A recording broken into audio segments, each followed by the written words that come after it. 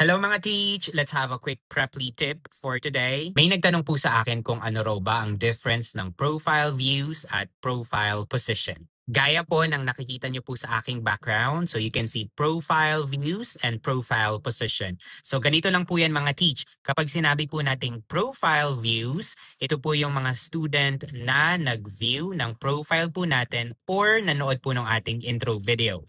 Tapos yung profile position naman mga teach, ito yung ranking ng profile mo kumpara sa lahat ng ESL teachers dito sa Preply. So just like what I mentioned in my previous video, there are more than 34,000 ESL teachers dito sa Preply kaya medyo mahirap yung competition. And my profile ranking is at 307 mga teach.